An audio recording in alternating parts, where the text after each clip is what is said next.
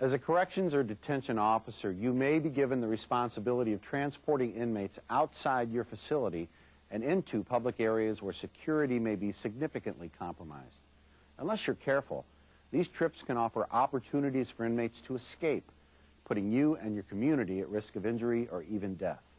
In this program, we're going to discuss policies and procedures that have been proven effective when transporting inmates.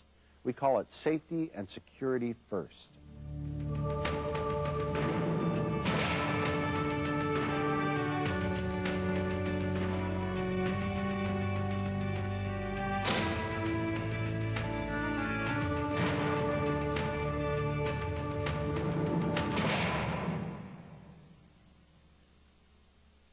There are 3 phases to transporting inmates: planning the trip, preparing for the trip, and then executing the transport.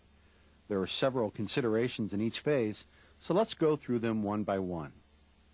An important consideration in planning for inmate transport is the qualifications of the officer.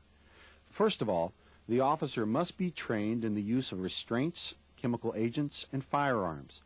He or she must also possess an appropriately rated driver's license as specified by the laws of your state.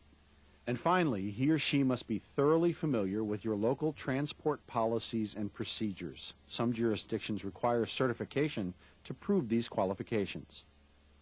The next step in the planning process is gathering the appropriate documentation. These might include the inmate's identification documents, an information sheet about the inmate for law enforcement personnel in case of escape, your appropriately rated driver's license, a trip sheet or other instructions specifying the destination and other pertinent facts about the transport, and vehicle logs or other forms that are used to document the use of official vehicles at your facility. Third, you will need to consult background data about the inmate, such as his or her security classification, arrest record, the nature of his or her offense, disciplinary reports, and other information that will prepare you for the type of behavior you might expect from the inmate. And finally, you should plan the route for the transport. It should be direct and well-traveled. Also, plan an alternate route in case of heavy traffic, road construction, or accidents. Next comes the preparation phase, which starts with a safety and security inspection of the transport vehicle before each trip. Begin by checking the exterior of the vehicle, including lights, reflectors, mirrors, tire pressure, and the general condition of the vehicle. Check oil and other fluids under the hood. Check underneath the vehicle for foreign objects or safety hazards. Inspect the interior of the vehicle by checking between the seats and for rips or cuts in the fabric. They can make good hiding places for weapons or other contraband. If you're using a car or van, make sure the door handles and window cranks have been removed, and inspect the security cage for integrity. If you're using a bus, check the integrity of the cage area and make sure the windows are not cracked or broken. Inspect the floor and ceiling for contraband. Also, check the emergency equipment such as the spare tire, jack, flashlight, first aid kit, fire extinguisher, and warning triangles.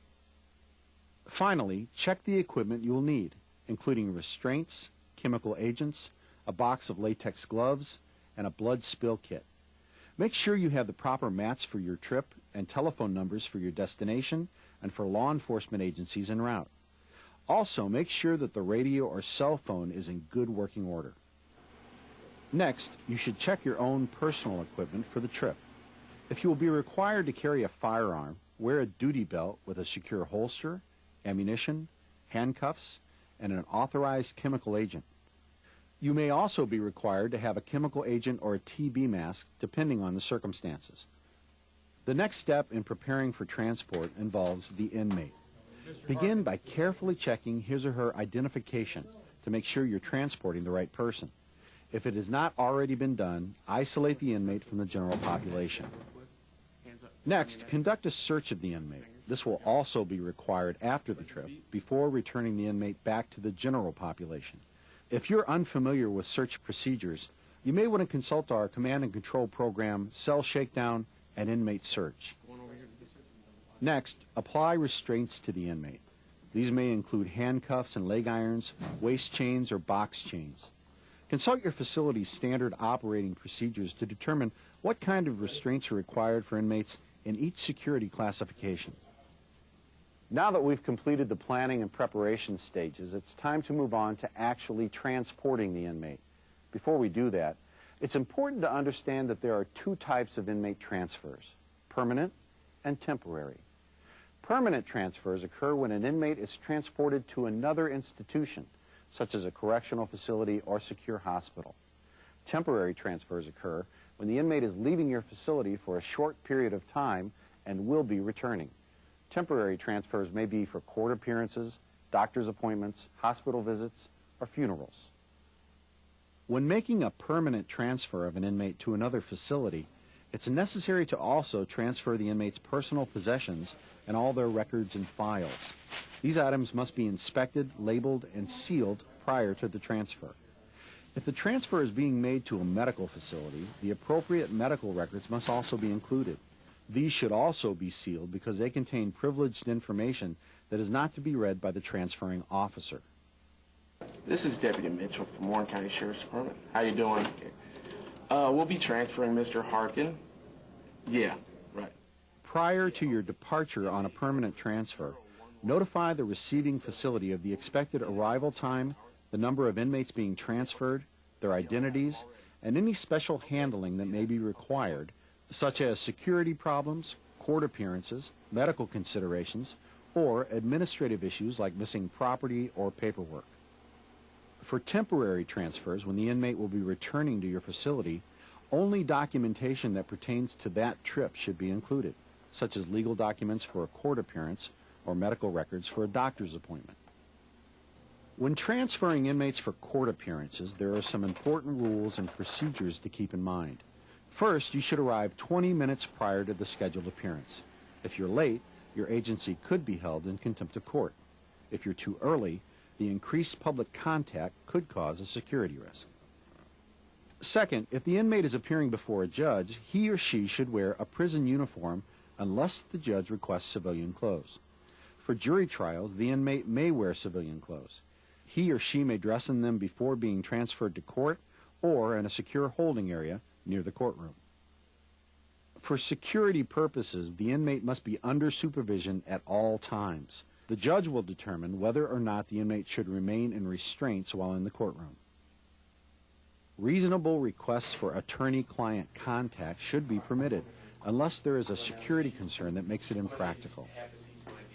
First, make a positive identification of the attorney by checking a state bar card and a driver's license or other picture ID. Make sure the meeting room is secure and search it before the meeting takes place. Keep the inmate in sight at all times, but do not listen to the conversation between the inmate and his or her attorney. Make sure no contraband passes between the attorney and the inmate. Search the inmate after the meeting and prior to returning to the courtroom. During the hearing or trial, position yourself in a location from which you can control the inmate if necessary and remain alert and impartial. After the court proceedings, return the inmate to the correctional facility following the same procedures and precautions that you did when you brought him or her to court. In some cases, an inmate may be permitted to visit an immediate family member who is gravely ill in a hospital or to attend a funeral of an immediate family member. These trips require approval by the warden or other senior authority, and the inmate must remain in the custody of a correctional officer at all times. If the inmate must be transported by air, it's essential to contact the airline involved well in advance of the scheduled flight to determine their security requirements and procedures. Some airlines do not allow the transportation of prisoners, and arrangements with another airline may have to be made. If you have to transport an inmate out of state, in addition to checking your agency's policies and procedures, be sure you're familiar with the laws of each state you pass through. Also, be sure you have all necessary paperwork, including an interstate compact, a waiver of extradition, and any additional documentation. In the vehicle during all types of transport, you should be able to observe the inmates at all times.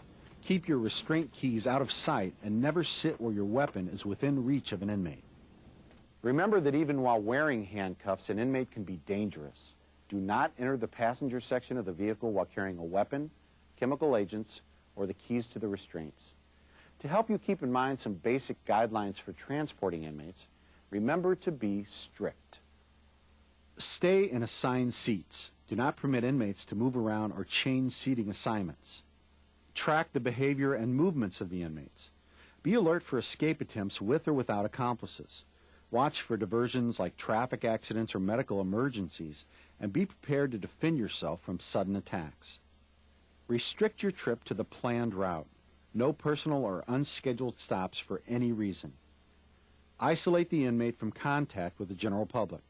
Check the restraints regularly to detect any signs of tampering, and take care when loading and unloading the inmate to ensure safety and security. Transporting inmates is a potentially dangerous assignment. It requires you to stay focused on your duties and aware of your surroundings. Inmates recognize that it's during transportation that they often have the greatest opportunity for escape. You can expect them to try to use distractions or carelessness against you. So remember to be strict, stay alert, and be professional at all times.